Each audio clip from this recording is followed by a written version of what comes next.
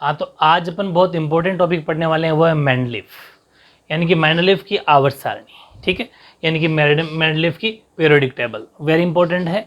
Mendeleev के बाद में एक आवर्त सारणी और बचेगी, ठीक है, जो रहेगी अपनी मॉडर्न पीरियोडिक टेबल, यानी कि आधुनिक आवर्त सारणी। और आधुनिक आवर्त सारणी जो नेक्स्ट वीडियो में आएगी वो बहुत इंपॉर्टेंट है। उसके साथ ही ये भी इंपॉर्टेंट है, ये फेल हुई तभी वो आई लास्ट, और वही आज की टाइम में वो वैलिड है। ठीक है, अब ये कैसी है, इसमें भी एक क्वेश्चन सीधा सीधा साफ साफ एक क्वेश्चन आया हुआ है 1 मार्क्स में, कि जो आवर्त सारणी बनाने का, देखो मैंने कहा था जब सबसे बेस्ट साइंटिस्ट वही है जिसके दिमाग में सबसे पहले आइडिया आया होगा।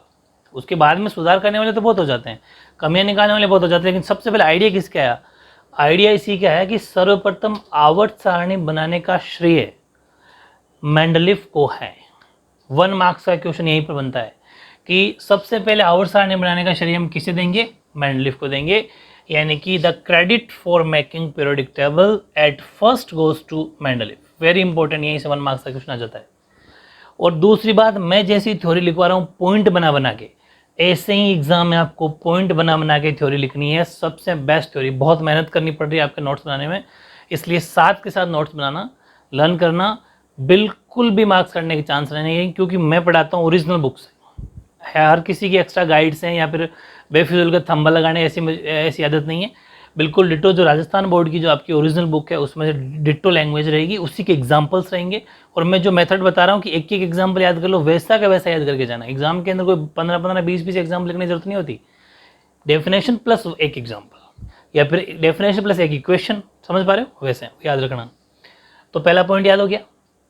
दूसरा भी सबसे इंपॉर्टेंट पॉइंट है, ये भी 1 मार्क्स में क्वेश्चन आता है, बिल्कुल अलग से आता है। देखो मेंडलीफ ने आवर्त सारणी की पीरियोडिक टेबल बनाई थी या दी थी, उसने अपना एक नियम दिया था, आवर्त नियम। ऐसा ही अपन आगे पढ़ेंगे, मॉडर्न पीरियोडिक टेबल का भी एक नियम है, आवर्त नियम, बिल्कुल इंपॉर्टेंट है। ये अलग से पूछा जाता है कि मेंडलीफ की आवर्त सारणी का जो नियम है, पीरियोडिक लॉ है, यानी कि आवर्त नियम लिखिए 1 मार्क्स में। क्या नियम था?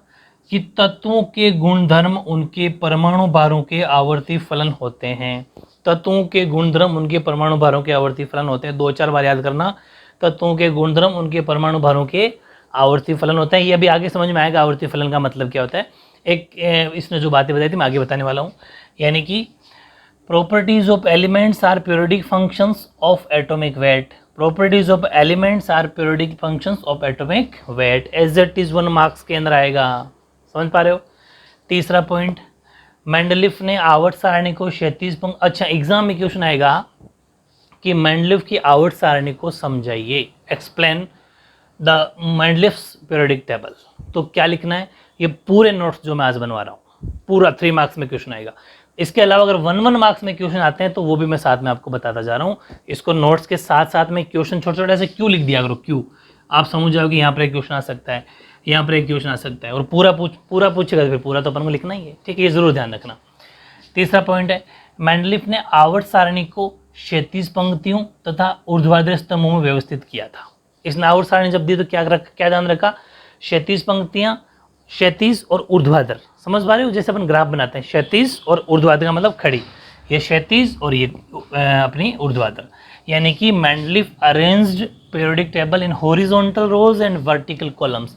इसने जब टेबल बनाई थी, ये जो आवर्त सारणी दी थी, तो क्षैतिज और ऊर्ध्वाधर कॉलम के अंदर ऐसे करके दी थी, समझ पा रहे हो? ये भी वेरी इंपॉर्टेंट है, समझ गए? ओके, इसके बाद में अब क्षैतिज और ऊर्ध्वाधर, यानी कि अपना हॉरिजॉन्टल और वर्टिकल, तो उन्होंने ऊर्ध्वाधर स्तंभों को तो माना वर्ग, वेरी इंपॉर्टेंट है। यहाँ से भी 1 मार्क्स का क्वेश्चन, देखो ये पूरे ना पूछ के एक मार्क्स के क्वेश्चन डीप अंदर से पूछता है, बहुत बार पूछा गया। आप पूरे प्रीवियस पेपर में करा दूंगा मैं आपको, तब देखना आप। तो ध्यान रखना, उन्होंने ऊर्ध्वाधर, जो अपन कहा ना कि ऊर्ध्वाधर लिए क्षैतिज लिए, तो ऊर्ध्वाधर को उसने कहा वर्ग और क्षैतिज को कहा आवर्त। ऊर्ध्वाधर और क्षैतिज पंक्तियां उसने ली थी, तो जो ऊर्ध्वाधर पंक्तियां ली थी या ऊर्ध्वाधर स्तंभ लिए थे उसको तो कहा इसने वर्ग, और जो क्षैतिज पंक्तियां ली थी उसको कहा आवर्त। एक 1 मार्क्स का क्वेश्चन आएगा कि मेंडलीफ ने अपनी आवर्त सारणी में क्षैतिज पंक्तियों को क्या कहा या फिर ऊर्ध्वाधर स्तंभों को क्या कहा? वर्ग कहा ऊर्ध्वाधर स्तंभों को और क्षैतिज पंक्तियों को आवर्त कहा। यानी कि he called the vertical columns as groups, समझ, वर्ग का मतलब groups, and horizontal rows as periods, ठीक है, पीरियड का और इसको ग्रुप्स का। ये वेरी इंपॉर्टेंट बातें हैं, आपको लर्न करनी है। चौथा, सारणी में उसने 8 वर्ग रखे। ये वर्ग कितने रखे? 8 वर्ग रखे, 2 उपवर्ग भी रखे। उपवर्ग का मतलब होता है देखो सब ग्रुप, यानी कि 8 तो ग्रुप रख लिए। His table had 8 groups which were divided into 2 सब ग्रुप्स ए एंड बी। उसका नाम क्या दिया? ए और बी। जैसे अपन बनाते हैं ना कि जैसे ये फर्स्ट ए है, फर्स्ट का इसके फिर 2 बना दिए अपन, जैसे इसके अंदर 2 है, पहला और दूसरा, ऐसे उसने बनाए तो 8 थे टोटल। 8 में से 2 उपवर्ग भी बनाए, ए और बी, सब ग्रुप्स, ठीक है। और लास्ट बात, उस समय तक उत्कृष्ट गैसें, उत्कृष्ट का गैसें का मतलब नोबल गैसें, उत्कृष्ट गैसों की खोज नहीं हुई थी उस टाइम। बताऊंगा अभी उत्कृष्ट गैस कौन सी होती है, अभी आगे आएगी सब बातें। उस समय तक उत्कृष्ट गैसें ज्ञात नहीं थी। बाद में इन्हें एक नया वर्ग दिया। अब देखो इसने 8 वर्ग ले लिए, 2 उपवर्ग ले लिए, 2 सब ग्रुप ले लिए और 8 ग्रुप ले लिए। अब उसने क्या करा कि जब ऐसे ही अपने टेबल बना रहा था तो उस टाइम तक उत्कृष्ट गैसों की खोज नहीं हुई थी। तो फिर उसने क्या सोचा कि एक कॉलम मुझे इसके लिए बनाना चाहिए, क्योंकि आगे चल के जब इनकी आएगी तो फिर मैं इनको रखूँगा कहाँ पर, ठीक है। तो इसलिए इसने क्या करा कि बाद में इन्हें एक नया वर्ग दे दिया और उसका नाम दिया शून्य वर्ग, बनाकर सारणी में इसने दिखाया। मेरी बात समझ रहे हो कि उत्कृष्ट गैसें, जब नोबल गैसें जब ये बना था उस टाइम, उत्कृष्ट गैसें का मतलब होता है इंग्लिश में नोबल गैसें। नोबल गैसें नहीं ज्ञात थी, यानी कि फाइंड नहीं करी हुई थी, इसलिए उसने एक नया वर्ग बनाया, शून्य वर्ग, यानी कि 0 ग्रुप, और उसके अंदर कह दिया कि इसके अंदर हम नोबल गैसें यानी उत्कृष्ट गैसों को रखेंगे। समझ पा रहे हो? यानी कि till that time noble gases were not known, later not known यानी कि नहीं खोजी गई थी। तो later to shown them a new groups called 0 groups was made. 0 groups was made. समझ पा रहे हो? ओके। फिर आगे देखो, आवर्त 6 बनाए गए। अपन ने क्या कहा कि ऊर्ध्वाधर स्तंभों को वर्ग का, तो वर्ग कितने बनाए? 8 और 2 उपवर्ग। फिर अपन ने कहा कि क्षैतिज पंक्तियों यानी कि वर्टिकली रोज को उसने आवर्त का, आवर्त कितने बनाए? 6। ध्यान रखना, वर्ग बनाए 8 यानी कि ग्रुप्स बनाए 8, आवर्त बनाए 6। समझ गए? यानी कि आवर्त 6 बनाए गए जिन्हें वापस श्रेणियों में बांट दिया। 6 आवर्त बना के फिर उनको भी अलग अलग सीरीज बना दी, यानी कि 6 periods were made which were again divided in series. समझ पा रहे हो? ये सारे point as it is learn करना है। अब सारी बातें समझ में आने वाली है आगे जाके। अभी जो नेक्स्ट पॉइंट लिखाऊंगा उसमें आपको सारी बातें समझ में आ जाएगी कि कौन सी नोबल गैसें होती है, वो मैं अभी आपको अलग से लिखवा दूंगा, ठीक है। हाँ, तो अभी मेंडलीफ कंटिन्यू है ना। नेक्स्ट पॉइंट लिखो, मेंडलीफ ने तत्वों को उनके बढ़ते हुए परमाणु भारों के क्रम में सारणी में व्यवस्थित किया।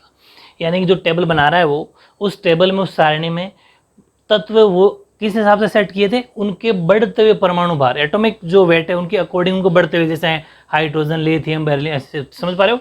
यानी कि परमाणु भारों को बढ़ते हुए क्रम में सारणी में व्यवस्थित किया। बहुत अच्छी बात है ये।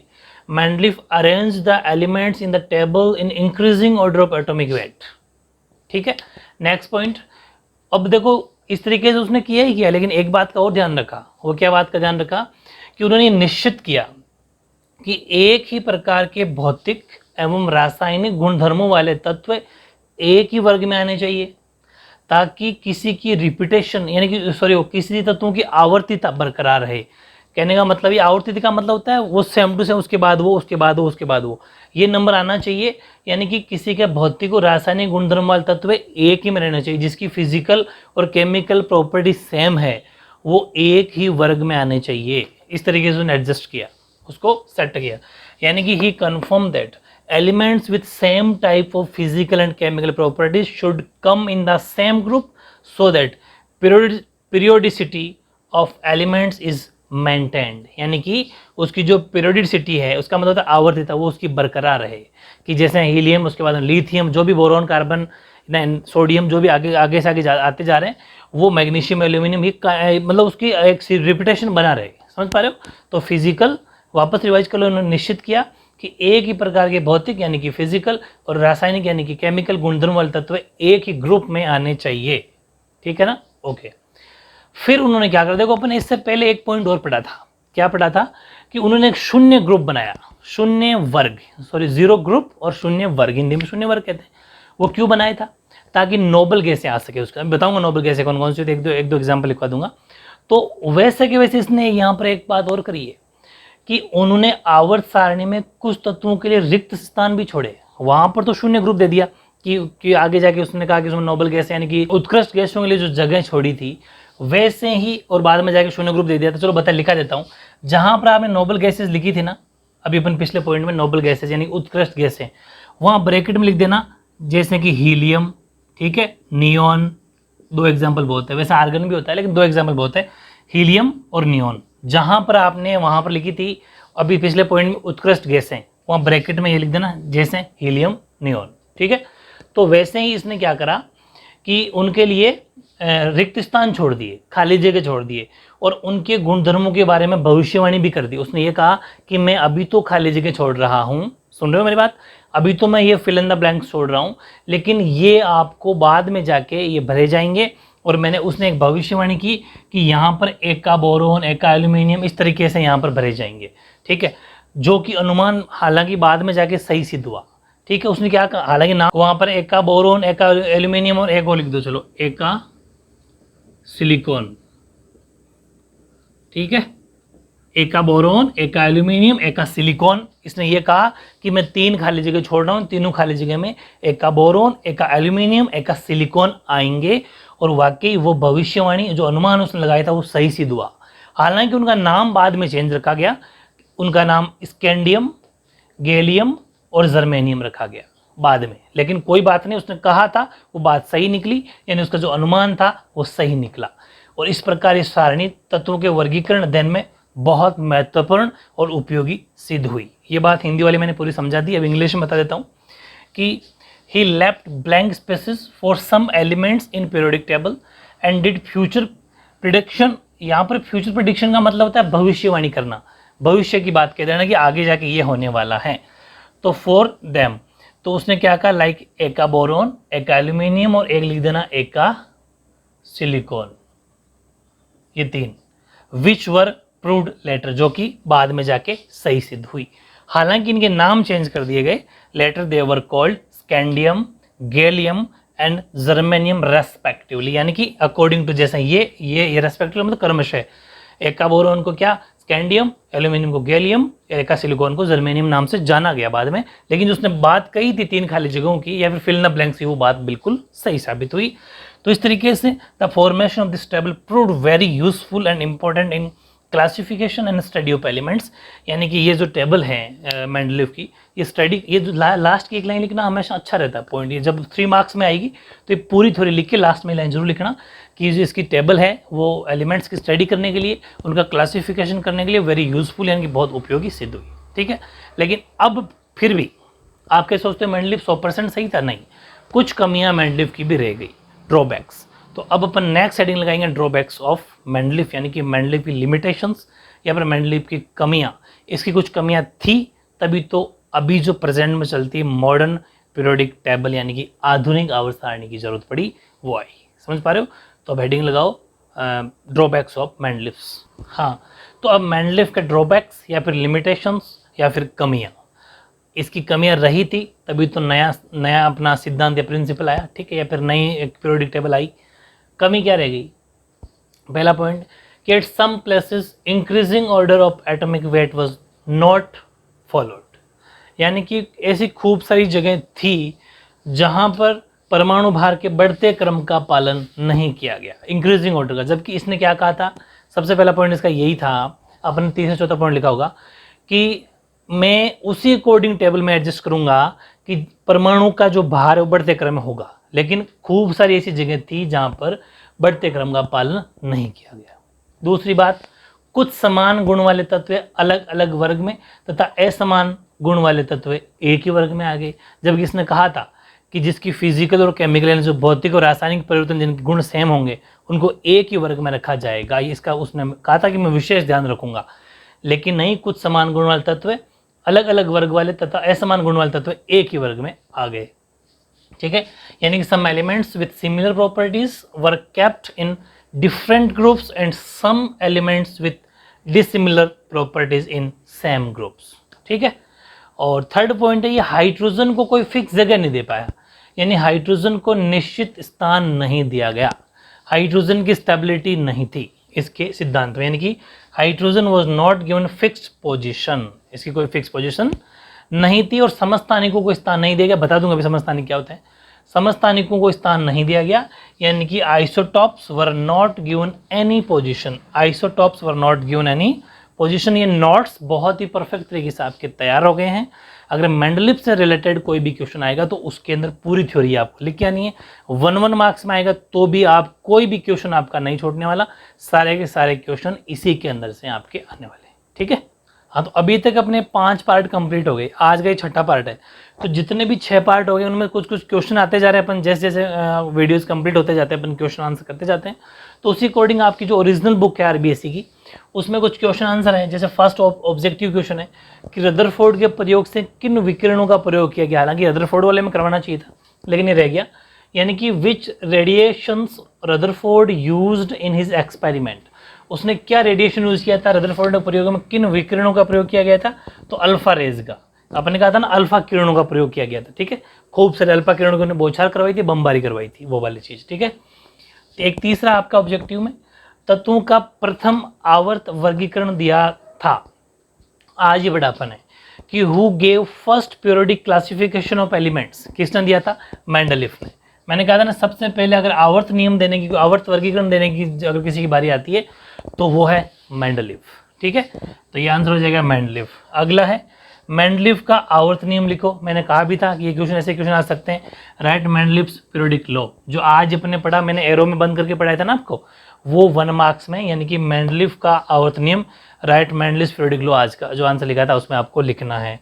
एक क्वेश्चन है आपका, मेंडलीफ ने तत्वों को उनके किस गुण के आधार पर आवर्ती में रखा, किस गुण के आधार पर तत्वों को मेंडलीफ ने रखा, यानी कि on the basis of which property Mendeleev kept elements in periodic order. तो मैंने कहा था ना वो अपने एक तो बढ़ते हुए क्रम में, बढ़ते हुए क्रम का मतलब था इंक्रीजिंग ऑर्डर में, प्लस उसके जो एटॉमिक वेट हैं, एटॉमिक वेट का मतलब परमाणु भार, यानी कि बढ़ते हुए परमाणु भार के गुण के आधार पर रखा, यानी कि increasing order of atomic weights. अभी अपने आज ही लिखा तो वो इसका आंसर हो जाएगा। तो इस तरीके से अभी तक अपन ने जितने भी वीडियो बनाए उसके क्वेश्चन भी साथ के साथ करते जा रहे हैं, सारे नोट्स बनाओ। अब नेक्स्ट जो वीडियो आने वाला है बहुत इंपॉर्टेंट आएगा, वो है आपका मॉडर्न पीरियोडिक टेबल। थोड़ा बड़ा वीडियो बनेगा, पूरा फुली एक्सप्लेन करूंगा उसको, जब तक आप पढ़ते रहो। ओके।